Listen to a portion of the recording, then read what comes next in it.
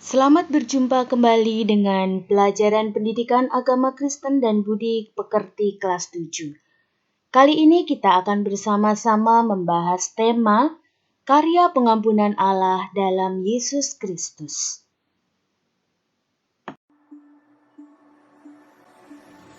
Tujuan pembelajaran karya pengampunan Allah dalam Yesus Kristus yaitu 1. Menjelaskan arti mengampuni seperti Allah telah melakukan untuk manusia.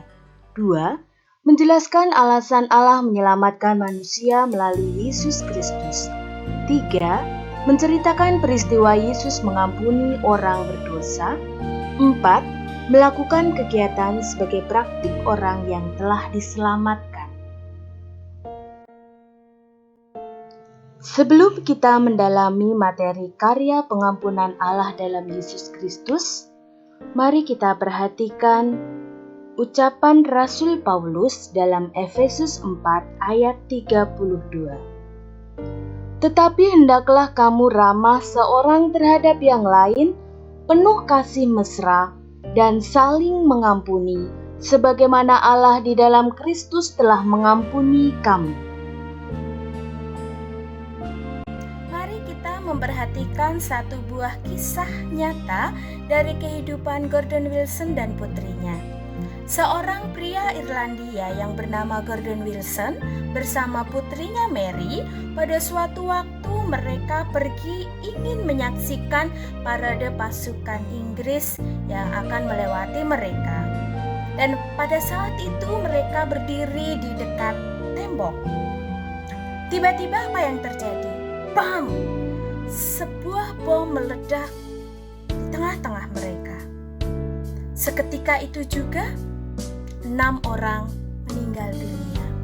Gordon Wilson dan putrinya terkena reruntuhan tembok dan beberapa meter mereka terkubur di bawah reruntuhan batu-batu. Di tengah kesakitan dan jeritan orang, Gordon Wilson merasakan ada seseorang yang menyentuh dirinya. Dan dengan berbisik dia mendengar, "Ini ayah kan?" Bisik Mary, "Betul, ini ayah," sahut Gordon Wilson. Terdengar suara teriakan orang yang kesakitan. Dan pada saat itu Mary meremas tangan ayahnya dengan kuat. Di antara jerit kesakitannya, Mary berkali-kali meyakinkan ayahnya bahwa dia baik-baik saja. "Aku sangat mengasihi ayah." Itulah kata-kata terakhir yang diucapkan oleh Mary kepada ayahnya. 4 jam kemudian, setelah mereka berhasil diselamatkan, setelah mereka berhasil dievakuasi, Mary meninggal dunia di rumah sakit. Hati Gordon Wilson sangat sedih. Selang beberapa waktu selanjutnya, ada seorang wartawan BBC yang mewawancarai Gordon Wilson. Dia bertanya seperti ini, "Bagaimana perasaan Anda? Bagaimana hati Anda, perasaan Anda terhadap orang yang sudah membawa bom tersebut? Bagaimana perasaan Anda terhadap orang yang sudah memasang bom tersebut?" Jawabannya sangat di luar dugaan, sangat mengejutkan. "Saya tidak membenci mereka," kata Gordon Wilson. "Saya tidak dendam terhadap mereka."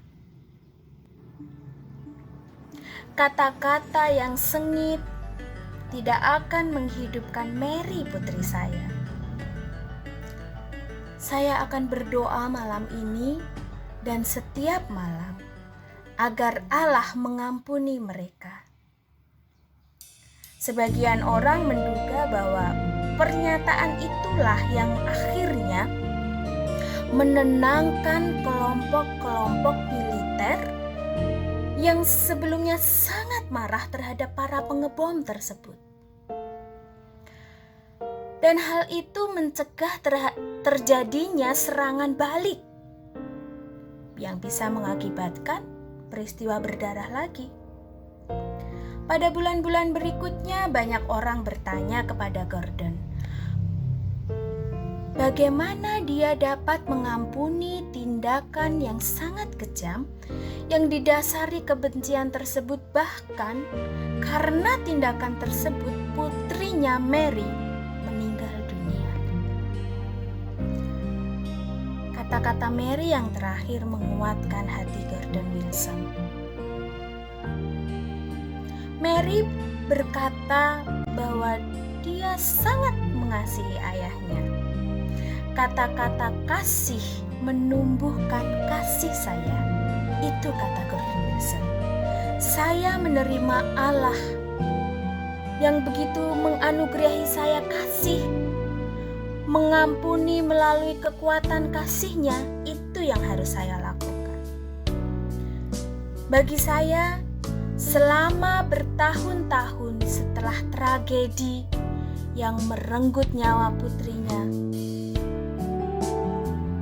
dan juga nyaris merenggut nyawanya, membuat Gordon Wilson begitu menyadari anugerah kasih Tuhan dalam hidupnya. Tuhan yang sudah mengasihi dan menganugerahi kasih dalam hati Gordon Wilson, dan sudah selayaknya Gordon Wilson mengasihi sesamanya dan juga mengampuni orang yang sudah menyakitinya, bahkan sampai merenggut orang yang dikasihi. Gordon Wilson bekerja tanpa mengenal lelah untuk memperjuangkan kedamaian dan rekonsiliasi di Irlandia sampai akhir hayatnya.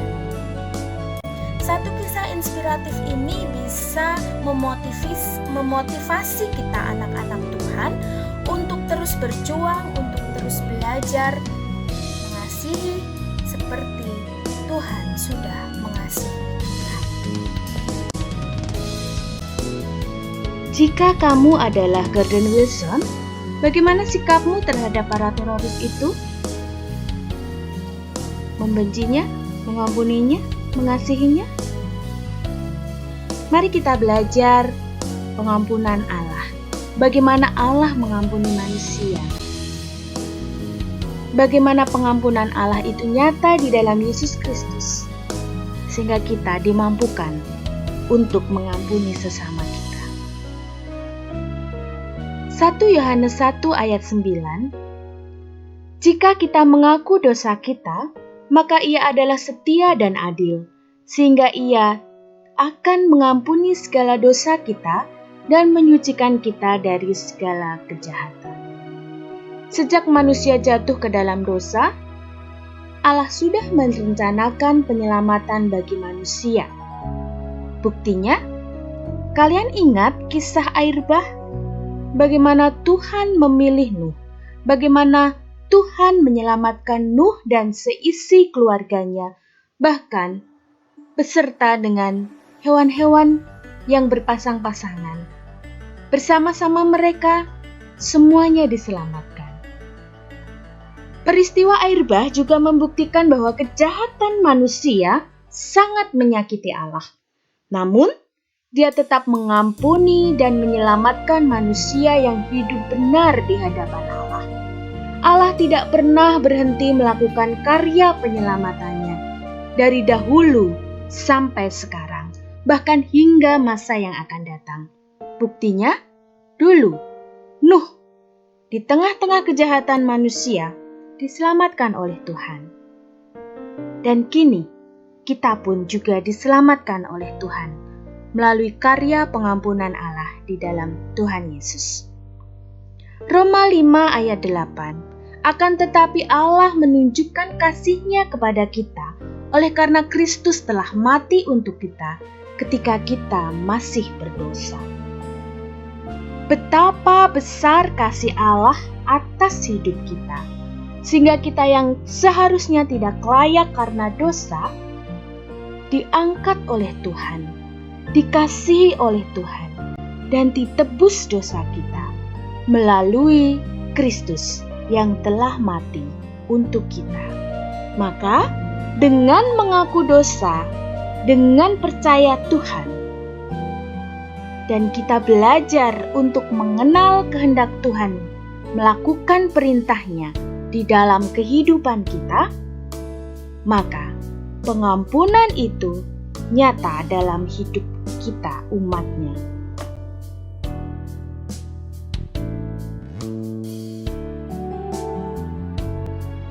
Bagaimana Allah mengampuni manusia? Dan apakah arti mengampuni yang sesungguhnya? Mengampuni mengandung arti melepaskan dan membebaskan dari hutang. Yang dimaksud di sini adalah hutang dosa. Dan Kristus datang untuk menebus hutang dosa kita. Ia membayar lunas melalui pengorbanannya di kayu salib. Kristus telah mempersembahkan korban yang sesungguhnya sebagai ganti manusia. Bahkan, ia sendirilah korban itu. Di Golgota lah kata korban mendapat arti yang sesungguhnya. Kristus benar-benar telah mengorbankan dirinya sebagai ganti kita. Mari kita perhatikan ilustrasi berikut yang menggambarkan bagaimana karya pengampunan Allah itu nyata di dalam Tuhan Yesus. Allah menciptakan manusia untuk taat dan memuliakan Allah. Tetapi manusia memilih tidak taat, berdosa, dan melawan kehendak Allah. Sehingga manusia dan Allah terpisah. Apa yang memisahkan?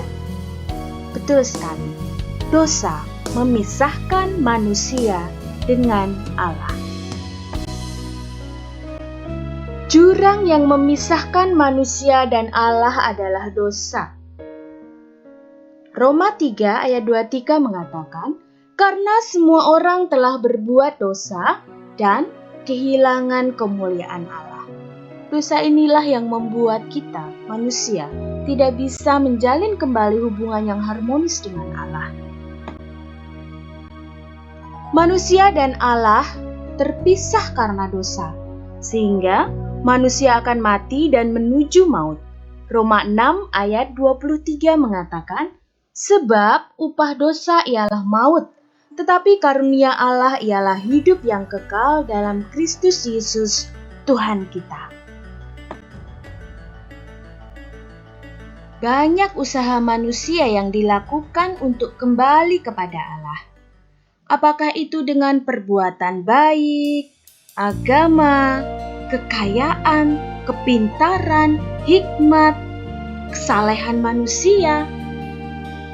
Segala sesuatu usaha manusia adalah sia-sia, karena perbuatan baik manusia, seumpama kain kotor, dan kesalehan manusia tidak bisa menutupi kesalahan itu. Sama seperti kita mau membuat adonan kue yang membutuhkan 10 butir telur dan kemudian memecahkan telur dan memasukkan ke dalam adonan.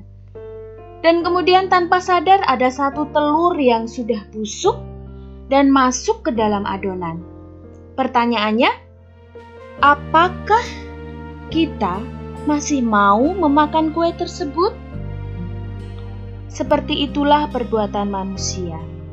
Allah adalah kudus, tidak bisa dekat dengan dosa.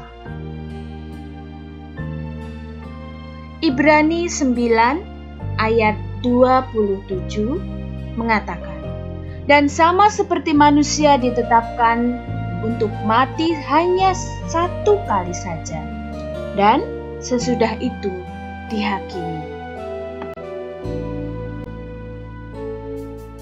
Allah mengasihi manusia dan datang ke dunia ini sebagai Yesus Kristus untuk menjembatani kesenjangan antara manusia berdosa dan Tuhan yang kudus.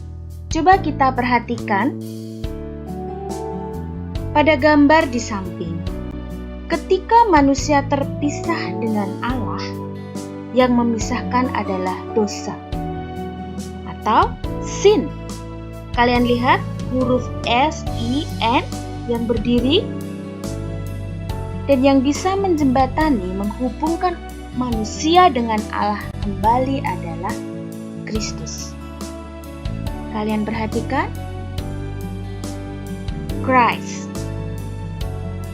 Sehingga kesenjangan antara manusia berdosa dan Tuhan yang kudus dijembatani oleh Kristus yang menebus manusia dengan mati di kayu salib.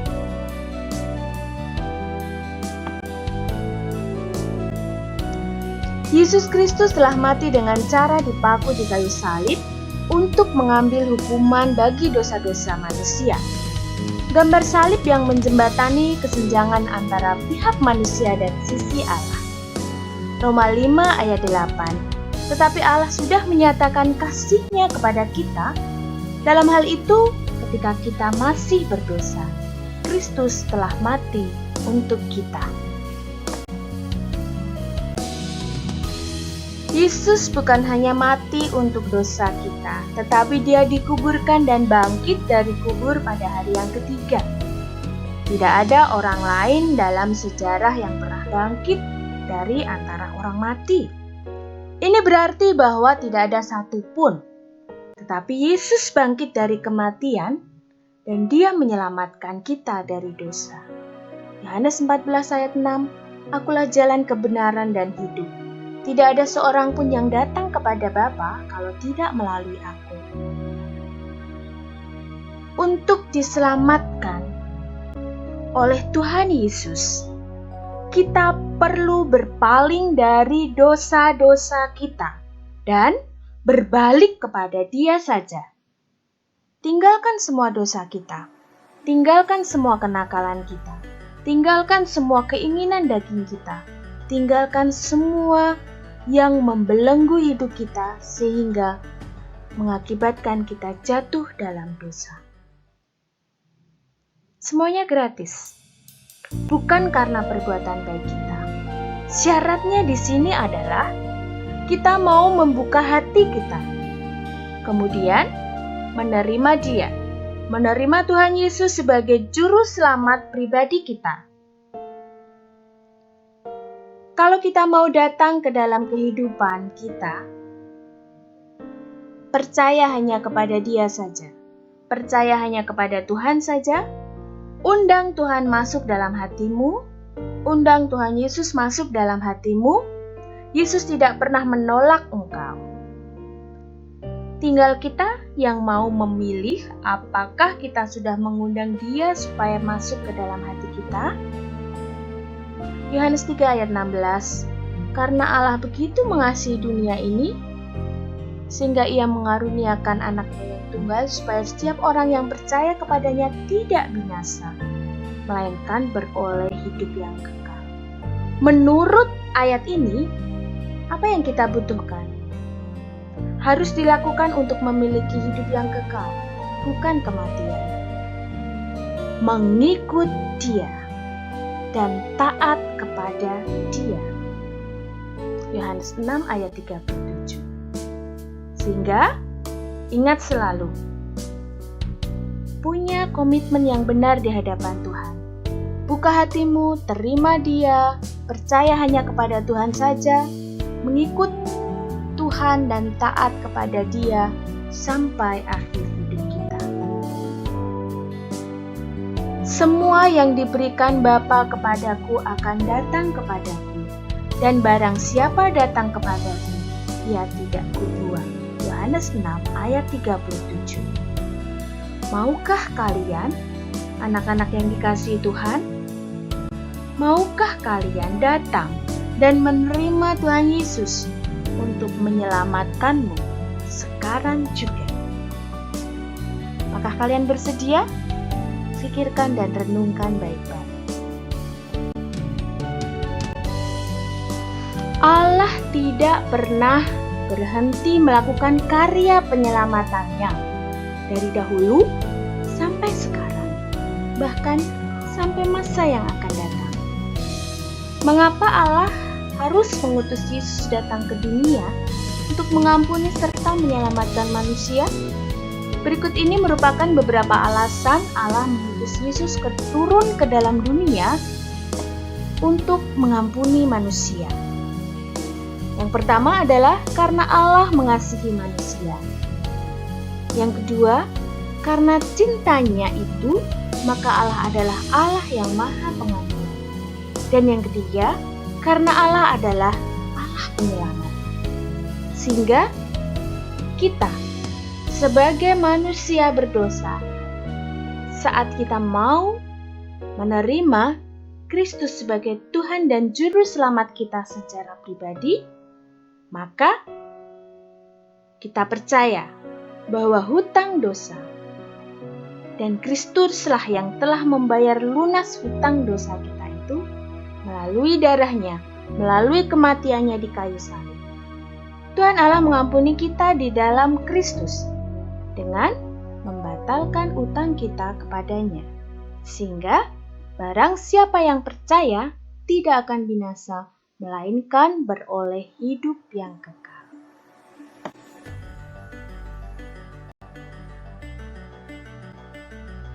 Ingatlah selalu bahwa Allah menyelamatkan manusia hanya melalui Yesus Kristus. Mari kita mempelajari apa Alkitab mengenai penebusan dosa. Hutang dosa manusia dalam Perjanjian Lama dibayar melalui korban penghapusan dosa berupa domba yang tidak bercacat celah. Imamat 4 ayat 35 dan pasal kelima ayat 10. Hutang dosa mereka dibayar melalui korban domba jantan. Dan dalam Perjanjian Baru, Yesus disebut sebagai anak domba Allah yang menghapus dosa dunia karena ia menjadi korban yang hidup menggantikan manusia. Jadi, pengorbanan Yesus di kayu salib membebaskan manusia dari hutang dosa sekaligus memerdekakan manusia dari kutuk dan maut. Kematian Yesus di kayu salib membuktikan kasih Allah yang sejati pada manusia. Apa makna keselamatan Allah di dalam Yesus Kristus?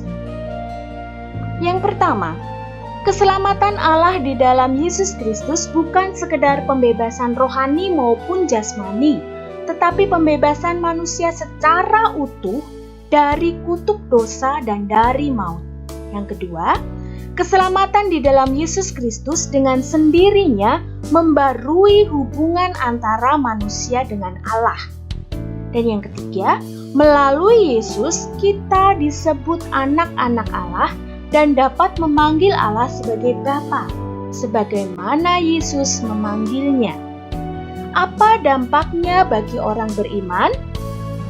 Tiap orang beriman mengaku percaya kepada keselamatan yang dikerjakan Allah di dalam Yesus Kristus. Dengan kepercayaan itu, maka kita selalu menjaga hubungan kita dengan Allah melalui doa dan membaca Alkitab secara teratur. Bukan hanya dengan Allah, tetapi manusia beriman juga memperbaiki hubungan-hubungan yang rusak antar sesama manusia.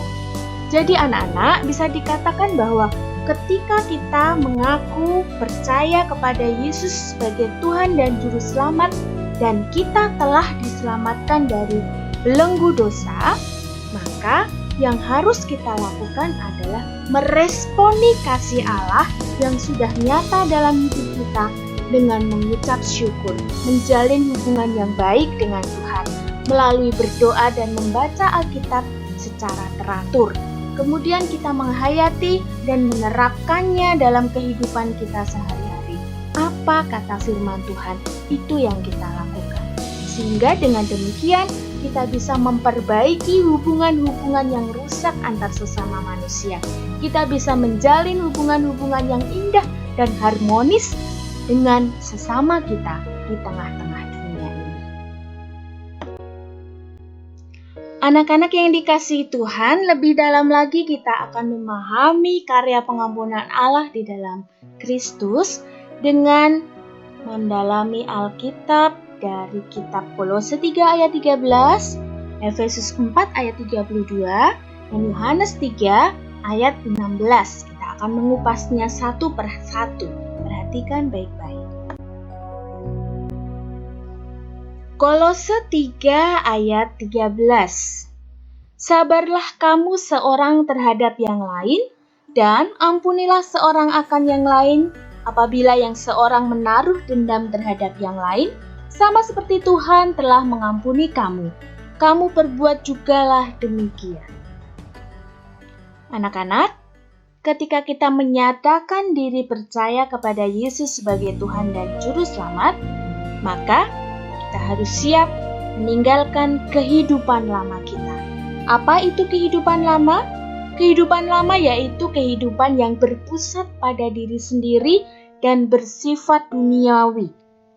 Kehidupan yang masih melakukan tindakan dosa, masih melakukan keinginan daging, egois, mementingkan kepentingan sendiri, dan lain sebagainya. Kita beralih dari kehidupan lama, meninggalkannya, bertobat, masuk di dalam kehidupan baru. Apa itu kehidupan baru? Kehidupan baru yaitu kehidupan yang berpusat kepada Kristus dan bersifat kasih. Dalam kasih itulah kita semua diminta untuk saling mengampuni dan memiliki hati penuh pengampunan. Tidak ada manusia yang tidak pernah berbuat salah. Kita bersyukur karena kita sudah diampuni Tuhan. Dengan pengampunan Tuhan itulah kita mampu mengampuni sesama kita. Meskipun mungkin sesama kita tersebut atau orang tersebut telah menyakiti hati kita, telah menyakiti diri kita begitu luar biasa dan begitu sakitnya. Seolah-olah rasa-rasanya, saya tidak mau mengampuni dia, saya tidak mau memaafkan dia, dia sudah menyakiti saya luar biasa. Mari kita bandingkan betapa Kristus yang penuh kasih, kita telah menyakiti Tuhan begitu luar biasa. Tapi Tuhan mau mengampuni kita. Sudah selayaknya kita juga mau mengampuni sesama kita.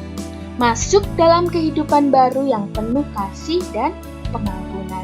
Sehingga akan terjalin, tercipta kehidupan yang harmonis di tengah-tengah dunia ini.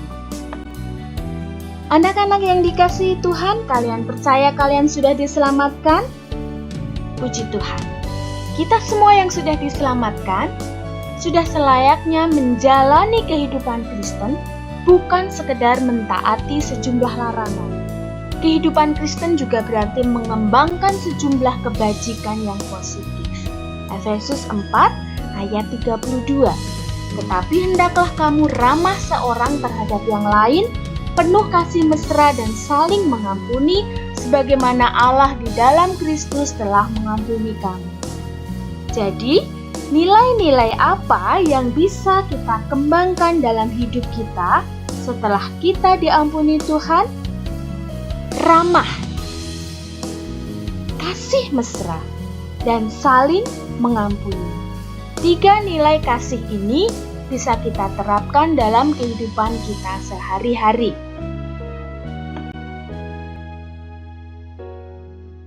Kita boleh bersyukur karena Tuhan sudah menempatkan kita istimewa di hadapannya, dikasihi dan diselamatkan. Yohanes 3 ayat 16. Karena begitu besar kasih Allah akan dunia ini, sehingga ia telah mengaruniakan anaknya yang tunggal, supaya setiap orang yang percaya kepadanya tidak binasa, melainkan beroleh hidup yang kekal. Ayat ini mengungkapkan isi hati dan tujuan Allah menyelamatkan manusia, yaitu supaya kita manusia tidak binasa, melainkan memperoleh hidup yang kekal. Dalam Yohanes 3 ayat 16 ada 3 kata kunci, yaitu percaya, binasa, dan hidup kekal. Apa artinya? Percaya dalam bahasa Yunani pisteuo mengandung 3 unsur utama, yaitu 1. Keyakinan yang kokoh bahwa Yesus Kristus adalah anak Allah. Ia adalah juru selamat manusia. 2. persekutuan yang menyangkal diri dan ketaatan kepada Kristus. Dan yang ketiga, kepercayaan penuh di dalam Kristus bahwa Ia mampu dan bersedia menuntun kita hingga keselamatan kekal dan persekutuan dengan Allah di surga. Lalu kata binasa dalam hal ini yaitu tidak menunjuk kepada kematian jasmani, tetapi kepada hukuman kekal yang begitu mengerikan. Dan hidup kekal adalah karunia yang dianugerahkan Allah kepada kita pada saat kita dilahirkan kembali. Kekal bukan saja mengacu kepada keabadian, tetapi juga kepada kualitas kehidupan ini, suatu jenis kehidupan yang ilahi. Kehidupan yang membebaskan kita dari kuasa dosa dan iblis, serta meniadakan yang duniawi di dalam diri kita, supaya kita dapat mengenal Allah.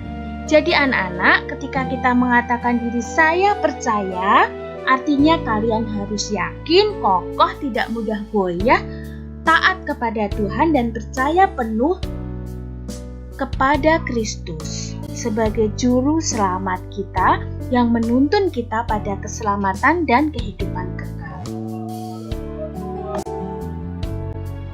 Dari serangkaian materi yang sudah kita bahas bersama-sama, dapat kita simpulkan bahwa Allah mengampuni dan menyelamatkan umat-Nya melalui Yesus Kristus. Dalam diri Yesus Kristus, Allah merendahkan dirinya menjadi sama dengan manusia demi mengampuni dan menyelamatkan umat-Nya. Allah adalah Allah yang pengasih dan pengampun. Berulang kali manusia menyakiti hatinya, berbalik dari jalannya. Namun, Allah tetap mengampuni dan menyelamatkan manusia. Pengampunan Allah memberi kekuatan bagi tiap orang percaya untuk terus berjuang mempertahankan iman dan percayanya. Anak-anak yang dikasihi Tuhan, apakah kalian mau menerima Yesus sebagai Tuhan dan Juru Selamat kalian secara pribadi? Apakah kalian mau hidup seturut dengan firman Tuhan, taat melakukan firman-Nya dalam kehidupan kita sehari-hari, dan terus berjuang mempertahankan iman percaya kita sampai akhir hidup kita, sampai kita kembali pulang ke rumah Tuhan dan menikmati hidup kekal di surganya Tuhan.